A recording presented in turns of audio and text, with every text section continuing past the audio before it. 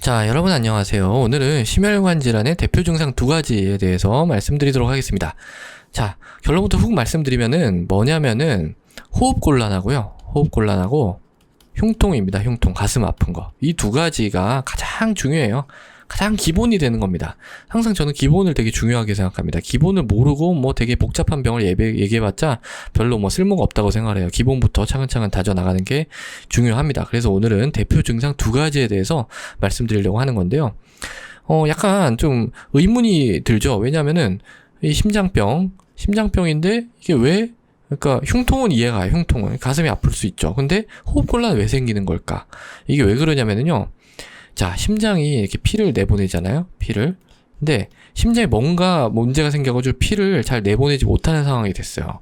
이만큼밖에 못 내보낸단 말이에요. 그러면은 이 피가 적체되잖아요. 적체. 이 적체돼가지고 어디로 갈까요? 폐로 갑니다. 폐.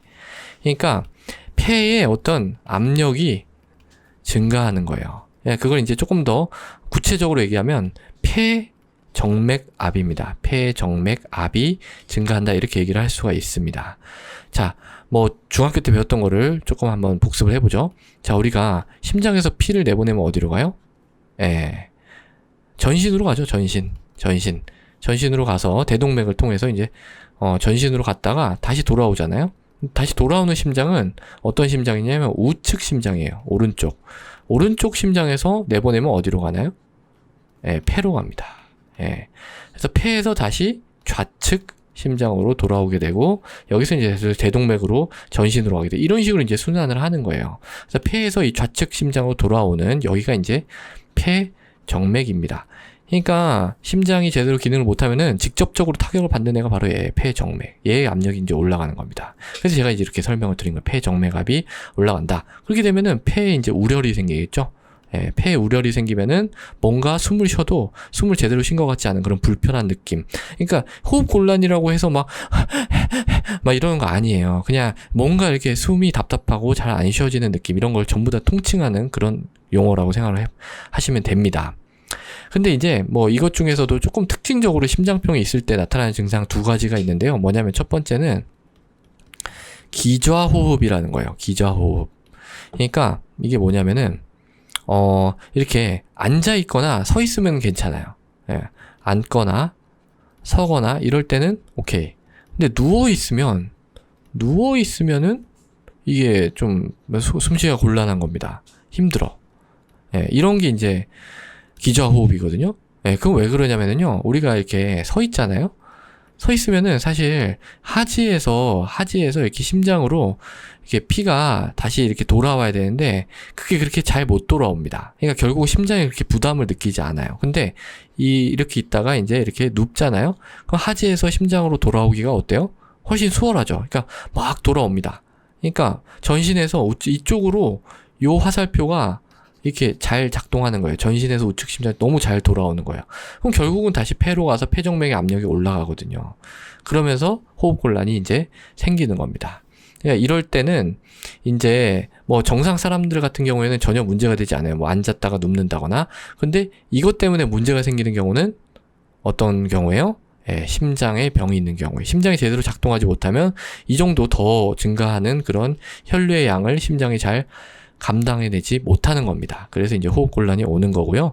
두 번째는 이제 뭐냐면 발작성 야간 호흡곤란이에요. 야간 호흡곤란. 그러니까 뭐 낮이나 뭐 이럴 땐 괜찮다가요. 새벽 한 2, 3시 이때쯤 되면은 어떤 일이 발생하냐면 폐정맥에 좀 이 압력이 올라갑니다. 왜냐하면 이것도 이 전신에서 우측 심장으로 돌아오는 이걸 이제 비너스 리턴. 정맥에서 환류, 다시 이제 심장으로 돌아오는 그 피해량이 증가하면서 다시 이제 폐정맥압이 올라가거든요. 그러면서 이제 호흡곤란이 옵니다. 그래서 이런 경우에는요, 괜찮다가 이 새벽 2, 3시면 일어나가지고 약간 좀 서서 좀 왔다 갔다 하거나 뭐 이래야 돼요. 쓰면 그래도 아까 얘기했듯이 조금 낫잖아요. 그래서 왔다 갔다 하다가 다시 주무시고 뭐 이런 경우가 이제 생깁니다. 이런 경우가 심부전이죠. 심부전의 어떤 징후가 될 수 있다.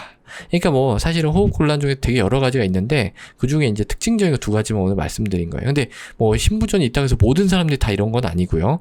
어떤 일부 사람들한테서 나타나는 그런 어떤 증상이라고 할 수가 있겠습니다. 그 다음에 이제 대표 증상 두 가지 중에 두 번째 뭐죠? 흉통이죠, 흉통. 가슴이 아픈 거. 이건 사실 제가 지난번에 한번 얘기를 드려서 오늘 간단하게만 짚고 넘어가도록 하겠습니다. 이 흉통은 어디에서 나타날까요? 어디? 바로 흉골 뒤쪽입니다. 흉골 뒤쪽. 여러분들 가슴뼈 바로 그러니까 정중앙, 가슴의 정중앙. 그러니까 젖꼭지 두 개가 있죠? 젖꼭지 두 개를 연결했을 때 바로 가운데, 거기, 그 뒤쪽, 거기가 아픈 겁니다. 예, 거기가 아픈데 어떻게 아프냐면은 둔탁하게 혹은 뭐 조이게 아프고 뭐 이럴 수도 있어요. 근데 이제 좀 누가 누르듯이 둔탁하게 이렇게 아플 수도 있습니다. 근데 또 특징적인 건 뭐냐면 이 통증이 어디로 방사할 수 있냐? 그러니까 통증이 뻗쳐나가는 거예요. 뻗쳐나가는 건데 턱으로 뻗쳐나갑니다. 턱이나 어깨 또는 뭐 등 이런 데로 뻗쳐나갈 수가 있습니다. 이 턱으로 뻗쳐나가는 경우는요, 어금니까지 아파요, 어금니. 그러니까 어떤 분들은 이빨이 아파가지고 이렇게 왔는데 이빨은 뭐 하나도 문제가 없어. 그런 경우에 이 심장병일 가능성도, 그런 경우도 있었습니다. 이게 방사통이라고 하거든요. 방사통. 예. 실제로 아픈 부위는 거기가 아닌데 이 심장이 아픈 것이 그쪽으로 이제 뻗쳐나가서 생기는 통증이 생길 수도 있습니다. 예. 그리고 또 뭐라 그랬죠? 안정형 협심증 같은 경우 뭐라 그랬죠? 예, 운동할 때 가만히 있을 땐 괜찮은데 운동할 때 가슴이 아프다.